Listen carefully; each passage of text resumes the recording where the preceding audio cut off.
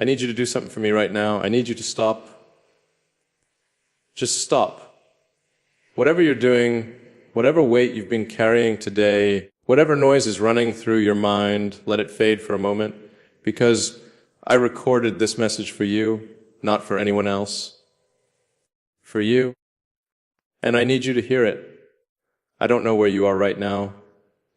Maybe you're sitting alone in your kitchen. The silence so thick it feels like it's pressing against your chest. Maybe you're lying in bed, staring at the ceiling, wondering why sleep doesn't come the way it used to. Maybe you're moving through your day with a smile that nobody questions because they don't know how to see past it. But I see you. I see the woman behind the performance. I see the ache you've learned to hide so well that even you forget it's there sometimes. And I need to tell you something. Something I've been holding for longer than I should have. Something that won't let me go no matter how many times I've tried to walk away from it. I can't stop loving you. There, I said it. And I know how that sounds. I know it might feel too heavy, too sudden, too much. But the truth doesn't wait for permission. It doesn't ask if the timing is right. It just is. And the truth is this: you've lived inside my thoughts, my prayers, my quiet moments for longer than I can measure. You are the woman I think about when I wonder what it means to love someone deeply. Not the easy kind of love, the kind that sees everything, the scars, the walls, the wariness, and chooses to stay anyway. But this message isn't just about me, it's about you. Because I need you to understand something that I don't think anyone has told you in a very long time. You are not invisible. I know you feel that way sometimes. I know there are mornings when you look in the mirror and wonder when you became someone who doesn't get noticed anymore. When the years started piling up and suddenly the world moved its attention somewhere younger, somewhere easier, somewhere less complicated. I know what it's like to walk through rooms and feel like you're a ghost in your own life, to give and give and give and still feel like you're not enough for anyone to truly choose. But here's what they don't see. Here's what gets missed when people glance past you without really looking. They don't see the depth in your eyes, the kind that only comes from loving too hard and losing too much. They don't see the strength it takes to wake up every single day and keep going, even when your heart is tired. They don't see how much you've carried, how many people you've held together while you fell apart in private. They don't see the tears you cried in the shower because that was the only place you could let yourself break. They don't see the love you still have left to give even after everything. But I do. I see the woman who has walked through fire and somehow kept her tenderness intact. I see someone who has every reason to be bitter, every reason to close her heart, every reason to say, I'm done. And yet you're still here, still hoping, still believing even when belief feels foolish, still capable of love even when love has hurt you. Do you know how rare that is? Most people would have hardened by now. Most people would have built walls so high that nothing could get through. But you kept a window open, you kept a light on. And that is not weakness. That is the most extraordinary kind of courage I have ever witnessed. I want you to think about something with me for a moment. Think about all the times you felt like you weren't chosen. All the times you loved someone who didn't love you back the same way. All the moments you bent yourself into shapes that weren't yours, trying to be enough for someone who was never going to see you. All the nights you played conversations in your head, wondering what you did wrong, what you should have said differently. What part of you was too much or not enough? Now, I want you to ask yourself this question. What if none of that was about you? What if it was never about your worth? What if it was about their readiness, their capacity, their journey? What if you were standing in front of people who simply couldn't hold what you were offering? not because you weren't valuable, but because they weren't ready for something that real. You are not too much. You never were. You are a woman of depth, and depth requires someone who isn't afraid to go there with you. You are a woman of feeling, and feeling requires someone who won't run when emotions get real. You are a woman of love and love. The kind you carry requires someone brave enough to receive it. The problem was never you. The problem was that you kept offering your ocean to people who only knew how to swim in shallow water. And I need you to hear this. You are not too old. You are not past your time. You are not expired, irrelevant, or invisible. You are in the season of your life where you finally know who you are, where you've earned your wisdom through lived experience, where you no longer need to pretend or perform or prove anything to anyone. That is not a loss. That is freedom. But I know it doesn't always feel that way. I know there are moments when you wonder if love is even possible anymore. If maybe you missed your chance. If maybe this is just what life looks like now. Functional, manageable, but never truly alive. Wait with me. Stay with me here. Because there is something I want you to hear.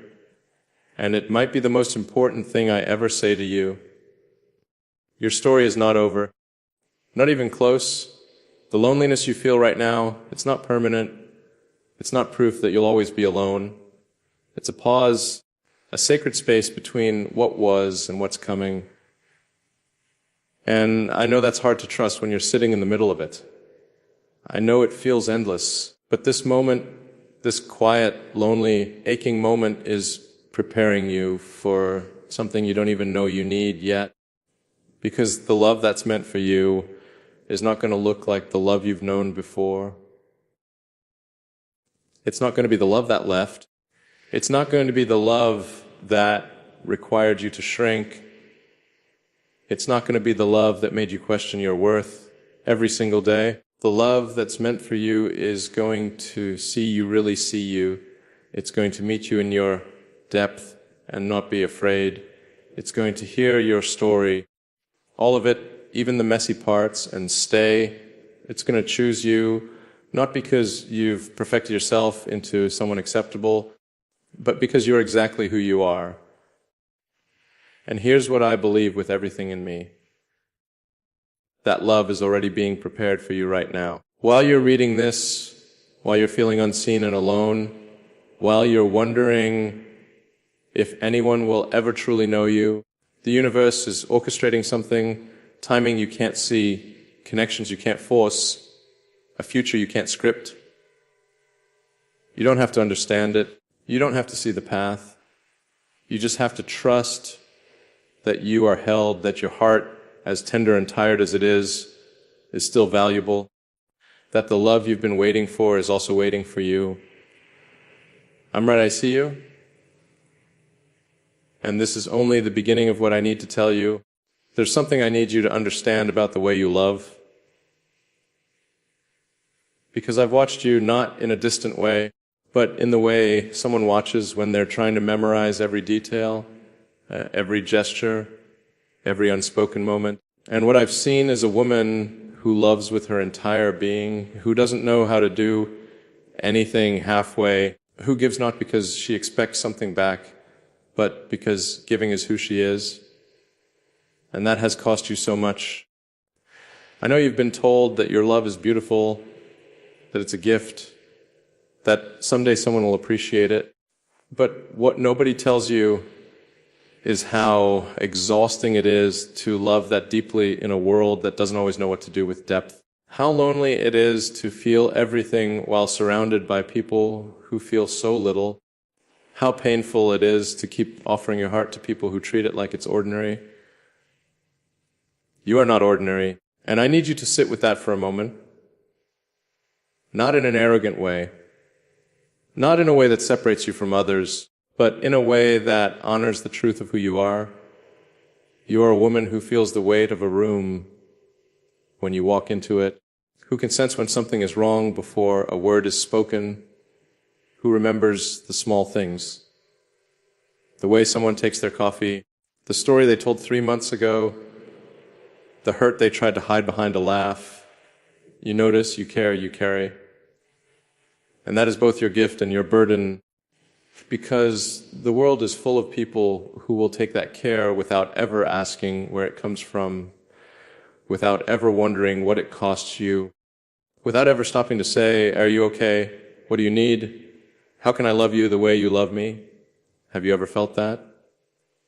The slow, quiet realization that you're always the one doing the emotional labor, that you're always the one reaching out, checking in, remembering, forgiving, understanding, that if you stopped, everything would just stop.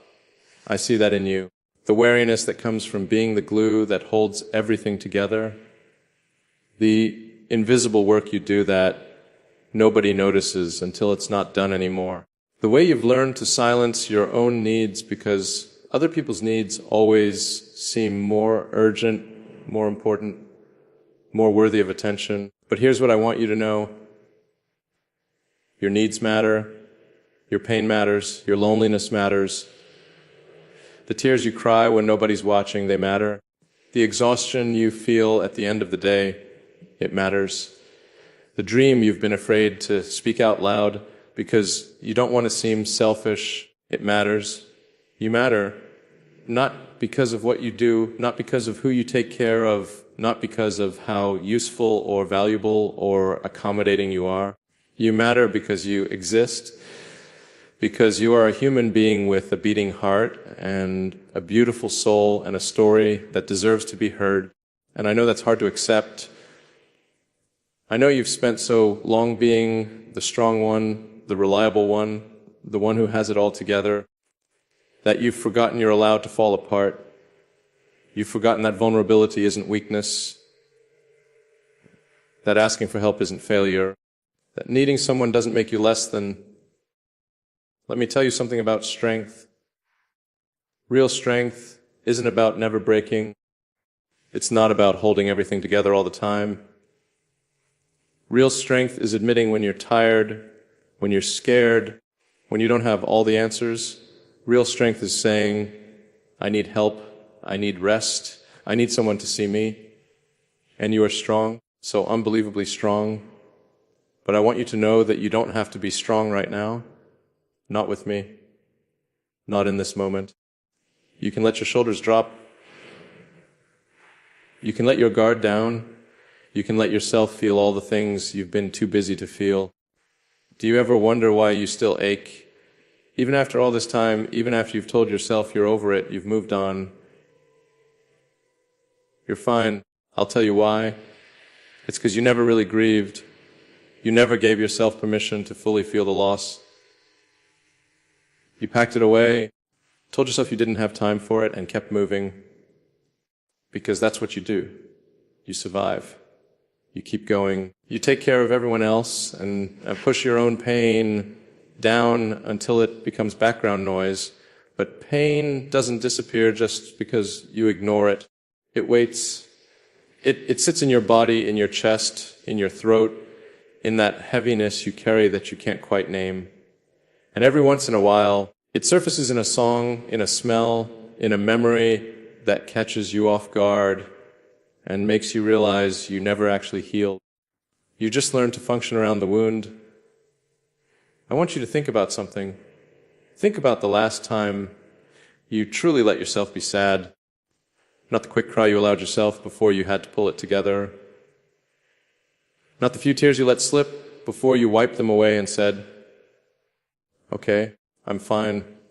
I mean really sad, fully, completely ugly cry sad. The kind of sad where you don't have to perform recovery, where you don't have to be inspirational or graceful or strong, where you can just be broken for a little while. When was the last time you gave yourself that? Because here's what I'm learning. You can't heal what you won't feel. You can't release what you won't acknowledge. And you, beautiful soul, have been so busy trying to be okay that you never gave yourself space to not be okay. And that's what I want to give you right now. Space, permission, freedom to feel whatever is sitting in your chest that you've been too afraid to touch. Because it's safe here. I'm not going anywhere. I'm not going to judge you or tell you to get over it or rush you through your pain so I can feel more comfortable. Your pain is welcome here. Your anger is welcome here. Your confusion, your disappointment, your exhaustion, your fear, all of it. Every messy, inconvenient, uncomfortable emotion you've learned to hide. Bring it all. Lay it down. Let it be seen. Because the truth is, you've been carrying too much for too long. And you were never meant to carry it alone. I want to ask you something, and I want you to be honest with yourself. Have you ever felt like you love too deeply? Like the intensity of your feelings is somehow wrong? Like you should be able to dial it down, be more casual, care less?